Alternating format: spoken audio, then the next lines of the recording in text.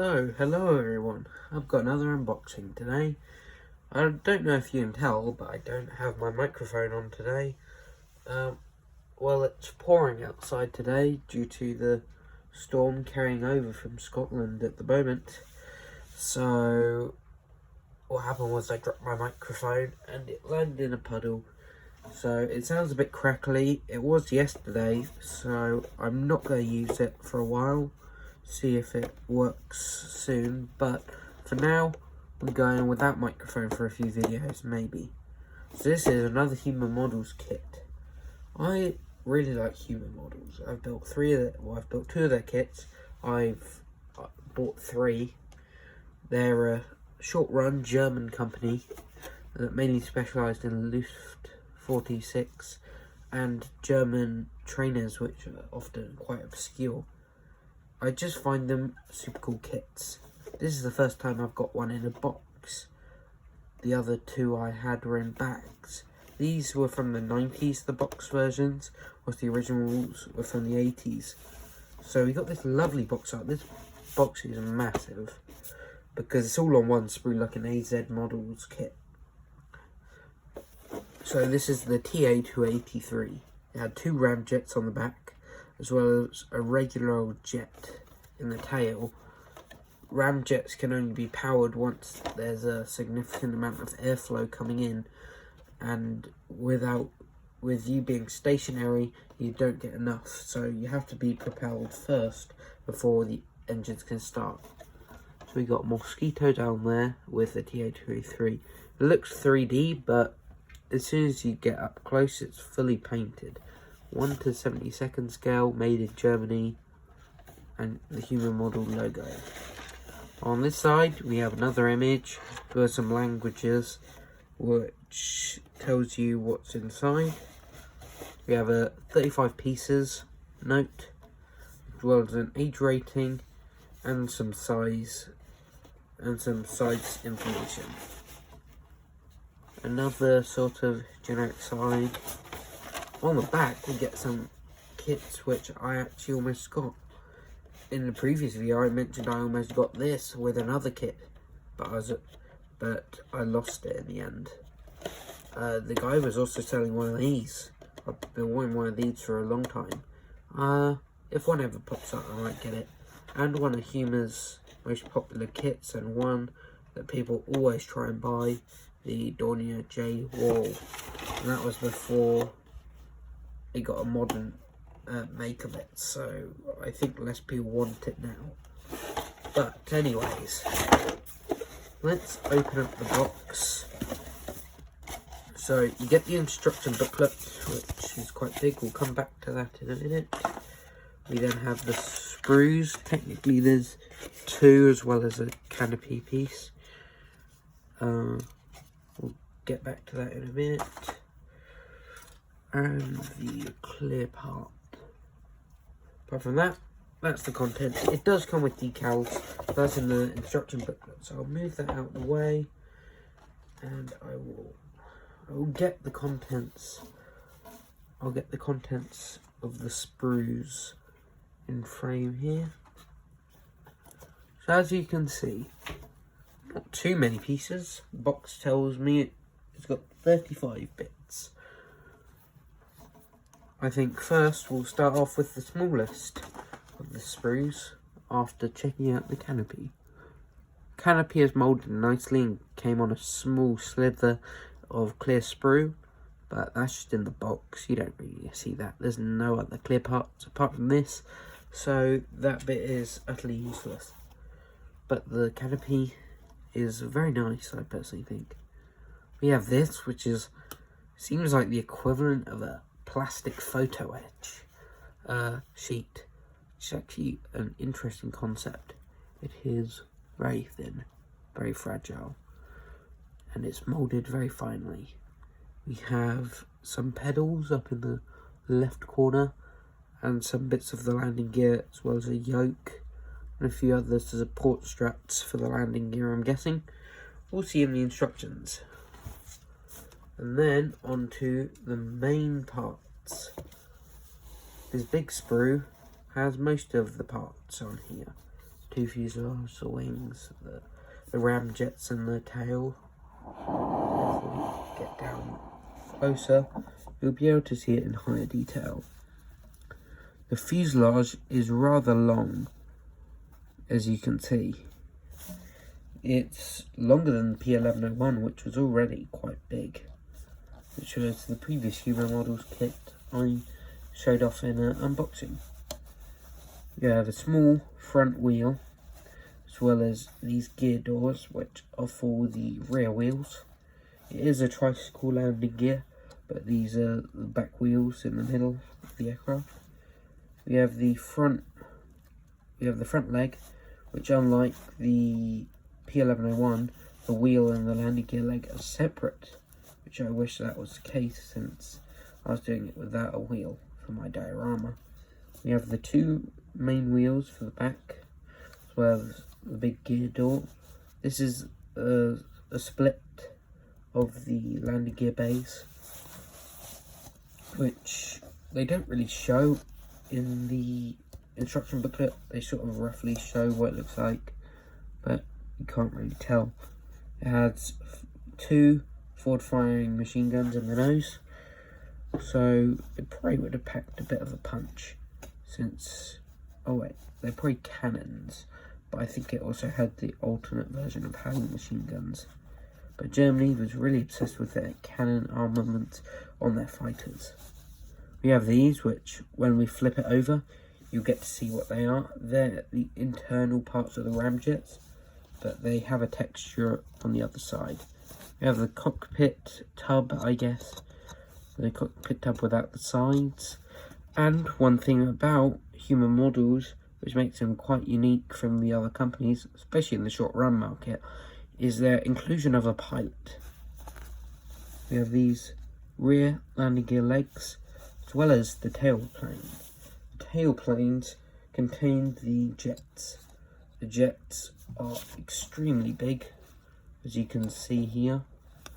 Ramjets were never really used on many things. One of the only aircraft I can think which was designed with ramjets in service and was actually created was the Leduc 21 or the Leduc 22 as well, which the 22 was designed to be a ramjet fighter for France. Ramjets are extremely fast. It was designed to be a supersonic fighter, I believe. As you can see, the wings are actually of a normal size. They're swept back like many of Germany's jets, which is good since, well, it's better for high speeds. You can see the other half, as well as the seat and the other side of the pilot. So if we flip it over, you can see they don't really contain internal pins, apart from there's one right here. Oh. When I built their triflugal, my first Huma models kit, which made me really like their kits, that did not have any pins anywhere, apart from for the wings.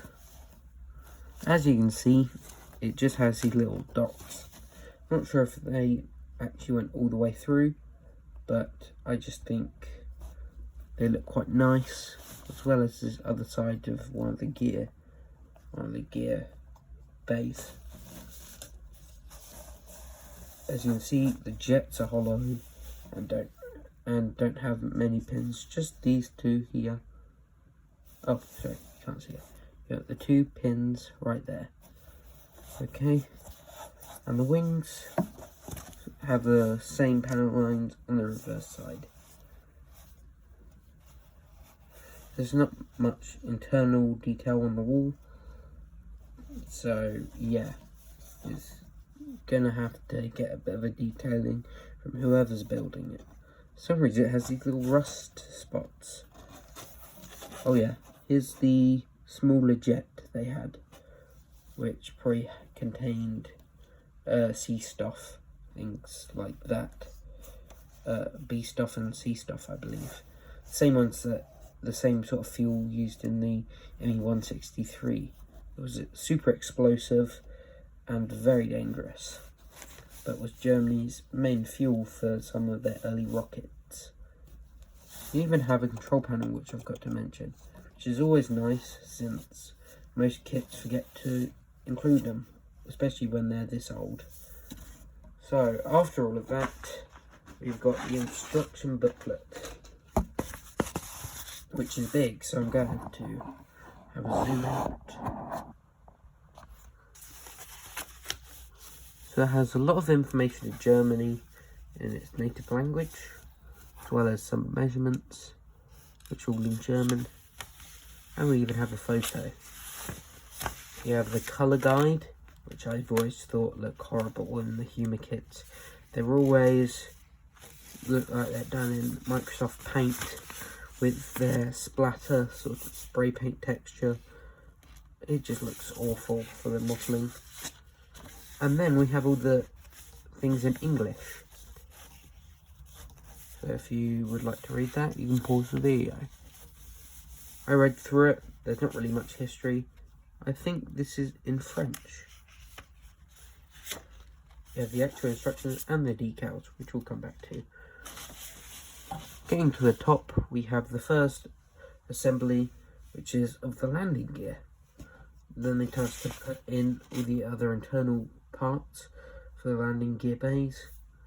And then after that, you get an exploded diagram, which isn't as filled as the old Airfix kits, and it doesn't seem as confusing.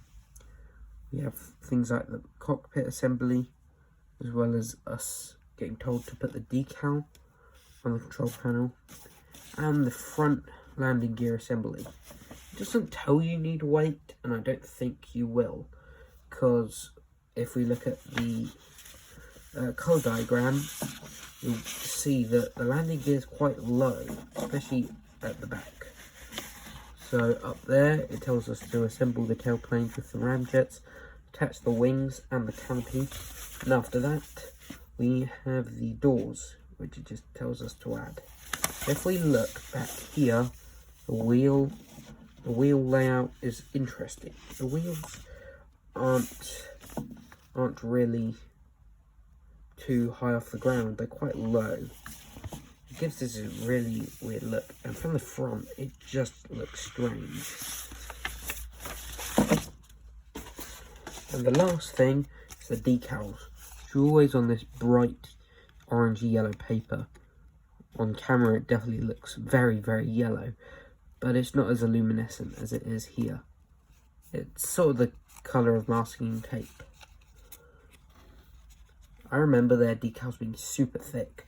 I used lots of alternate decals because I worried that they would disintegrate, but they didn't, luckily. When I put them on, they just looked horrible. They looked super thick, looking like a very thin layer of plasticard was put on them. So we just get 6 different we get 6 iron crosses, 3 different types, control panel decal, and Huma used to properly make swastikas, but after a while I guess they realised that it wasn't very good to keep making what's the equivalent of a toy to some for 8 and over, as the box tells us, and have them include swastikas. So they just give us a waffle, as I like to call it. So what you do is you just cut out the centre and you get a swastika. So that's the whole kit. What do I think? Well, I think that this kit actually is going to be pretty good. I've always wanted to buy Huma model kits. I'm hoping to at some point own and build every single Huma model kit ever in 1/72. I just think they're charming. Unlike other companies who are short to run, they contain full plastic canopies and full plastic pieces, as well as high quality decals and instructions. At the time, a short run kit would either be resin or vac form due to the model kit dark age, so I like to call it, going from the 80s to the 2000s. These kits, I wish that someone still made them, because they have a bunch of strange subjects, ones that don't often get represented at all. And I just think, especially for Lift 46 collectors like me, these kits are a joy. I absolutely love them, but they are quite rare nowadays. If you can find one of these, because this is one of Huma's rarest, since Huma used to produce their kits in bagged and boxed kits. So most kits were released 2 or 3 times. This was only released once, only in box. This is one of the rarest Huma models kits you can buy, so I'm happy to finally have it. Hopefully I will build it at some point and maybe review it. If I do create a build video, well, it'll be up on my channel at some point, maybe. So anyways, I'll see you whenever my next video is. Possibly 3 new unboxings coming up. So I'll see you then.